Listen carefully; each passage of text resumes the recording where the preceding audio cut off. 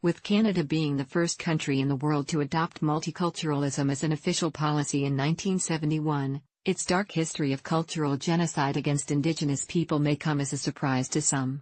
Funded by the Canadian government and Christian churches, the residential school system was developed to kill the Indian in the child. The last Canadian residential school was shut down as recently as 1996. Below are 10 lesser-known facts regarding the Canadian residential school system and its victims. 10. Forced assimilation. Soon after the residential school system was developed, attendance became mandatory for children as young as 4 until they were 18 years old. Students were forced to assimilate into Euro-Canadian culture and were prohibited from practicing their own culture and religion. In attempts to make the Aboriginal children look less like themselves and more like European Canadians, school staff bathed them in toxic chemicals to lighten their skin, cut their long hair short and compelled them to wear Western uniforms. The binding of girls' breasts was common as well, as it was a method of making them feel ashamed of their maturing bodies. Children were also forced to accept Christianity, with praying being a daily ritual.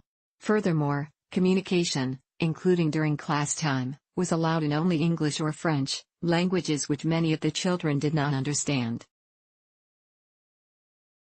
9. Separation from family. Since all Aboriginal children's attendance was mandatory, the children were often forcibly taken from their homes. Parents who tried to resist were beaten and arrested.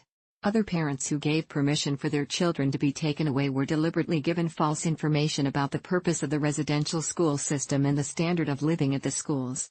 If siblings were lucky enough to be sent to the same school, they were still separated due to the gender segregation that existed at all schools. Most of the time, students were prohibited from visiting their families at all until they were 18. This included holidays and even the funerals of loved ones, the deaths of whom the children were sometimes never informed of. The children had to write letters home in languages that were foreign to their parents, and any gifts or letters their parents sent back were withheld from them by the priests and nuns that ran the schools. 8. Poor quality of life. The quality of life offered at these schools was terrible. The majority of a student's day was spent running the school by cooking and cleaning, because the residential school system was so underfunded that proper care could not be afforded. The schools were overcrowded and in need of repairs. This made the working conditions unsafe. The students were underfed and malnourished, as well as deprived of medical care and improperly clothed during the winter months. 7. Subjection to nutritional experiments. Canadian residential schools. Sometimes malnourished children were subjected to nutritional experiments with the federal government's knowledge and, of course, without their parents' consent. Children that were already undernourished were starved and used as guinea pigs in experiments that have reportedly not resulted in any significant findings. 6. Cruel punishments. Punishments at the schools were cruel and incredibly unreasonable. For examples, children's tongues were repeatedly pierced with needles as a punishment for speaking a language other than English or French. Other common punishments included electrical shock, confinement in cages, burning of hands, public strip searches and force-feeding of students' own vomit when they were sick. 5. Sexual abuse. Sexual abuse was common at residential schools. Both girls and boys were raped not only by the priests and other staff running the schools, but also by older schoolmates. Girls that became pregnant were forced to undergo abortions. In fact, children who were sexually abused were even forced to pray for the guidance and forgiveness of their abusers.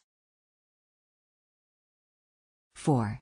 Frequent student deaths. Student deaths were so common at these schools that many of their architectural plans included graveyards. Death rates at schools ranged from 30% to 60% within the first 5 years. These percentages are only reflective of reported deaths, however. Since the government stopped recording student deaths after a certain point, the true percentages are most likely significantly greater. The most common cause of death was tuberculosis, an infectious disease that students were susceptible to due to the lack of segregation of sick students as well as the deprivation of medical attention. Other causes of death included suicides, freezing after attempting to run away, and accidents that resulted from the unsafe working conditions children were exposed to. 3. Occasional resistance by students. Sometimes, students would attempt to resist the harsh conditions they were forced to live with. Common acts of disobedience included stealing food and running away. Students who opted to run away almost never survived, much less returned home. There are even reports of students burning down their schools. 2. Failure to provide adequate education or training. Children in the residential school system were treated more like child laborers than students. Typically, students only spent 2 to 4 hours a day in the classroom, and the rest of their day was spent working. By the time they were 18, most students had only reached grade 5. With such little education and learning of valuable skills, Aboriginal graduates were unable to compete with Euro-Canadians in the workplace and had trouble finding any jobs. 1. Cycles of family abuse over generations. Once the students of the schools turned 18, they were released and allowed to return to their families.